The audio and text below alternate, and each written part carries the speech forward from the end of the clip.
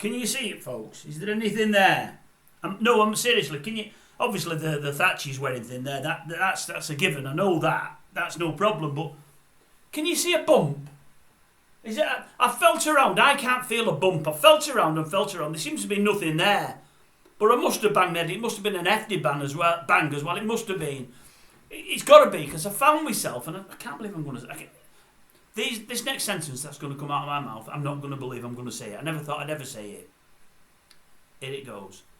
I actually agreed with Richard Madeley today on something he said on this morning's programme. See? There it goes. I've said it. I can't take it back now. I've said it. I can't believe I'm agreeing. But he said something I agreed with. I couldn't believe it. Yeah, it's Robbie again. We did Robbie a couple of hours ago about the Netflix documentary.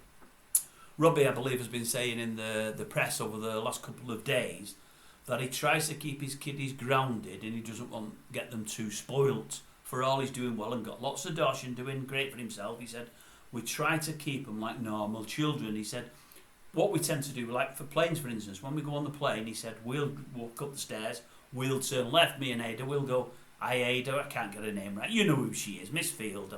I'll go with that. She's not Miss anymore, but we go left into first class, they go into economy. I think he's got 4 kids, so then in economy, him and his missus are drinking the old champers or whatever they're doing upstairs and watching the old TVs, probably on the recliners, enjoying themselves. And I thought to myself before Richard opened his mouth, and I thought quickly, because Richard opens his mouth very quickly, I thought, I don't know if I understand that at all, I'm not sure about that. What's all that about? Same plane but travelling separately than your kids. I thought that's not the way it should be. I thought, well, it's going to either be all in first class or all in economy. You can't have it both ways, surely. I thought that's not the greatest parenting in the world. All right, it might teach him as to how normal kids travel, but then again, normal kids don't have travelling arrangements where they're with a nanny or whoever it may be, and your mum and dad are somewhere else on the plane. That doesn't work. I thought, no, I don't think that's right.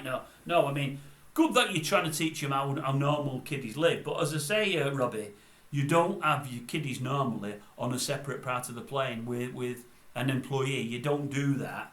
The idea is, you see, you're called father and mother, this mother and father, and mothers and fathers normally sit with the kids and obviously keep them in line as well. Because I thought, not only are they not with yourselves, but I've been on planes before when some of my kids have played up, especially when we've done the big transatlantic flights to that there America then when they were younger, you know, when they're crying and they're banging on the seats and they're pushing the seats front and back, and you've got people looking around here saying, oh my God, who brought these kiddies and why can't they keep these kiddies in line? It's part of parenthood. You've got to go through that. It's not nice, especially when it's 9, 10, 11 hours on a plane. It's not nice at all, but it's got to be done. Well, Robbie and his missus aren't doing that. They're letting someone else go through all of that. So I thought to myself, no, that's not on. Anyway, Richard said exactly the same. He said, what's all that about? He said, I can't understand that. He said, I've got nothing against them going in first class. He said, I've got nothing against them putting the kids in economy to try and teach them that not everybody can travel in first class. He said, but surely, as the parents, they'd be the ones that would travel with their own children on a plane. He said, I could never think of not sitting with my kiddies. He said, it's just what you do.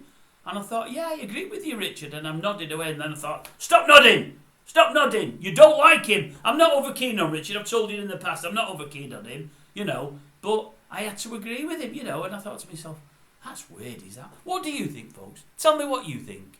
If you had that kind of dosh, and if you're watching me, I know you're probably not. And I shouldn't judge, but you're probably not. But if you had that kind of dosh to be regularly travelling first class, every time you travelled, would you be away from the kids? Would they be downstairs, just on top of wing, out the way, with a helper or two to keep them in check, keep them in line?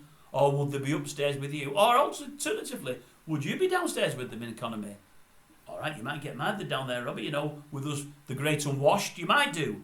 But that's just the price of having kids, if you ask me, Anyway, I'd love to know what you think below. I think, I'm going to say it again, I think Richard was right. It hurts me to say that, It does, honestly. Why didn't you say, you think that's fantastic, Richard, you do the same yourself? Then I could have really got into you today. That's what I wanted to do, but I can't when you say something sensible for a change. I mean, what are you now, 63, 64? Suppose it took you 63, 64 years, but you've said something sensible there.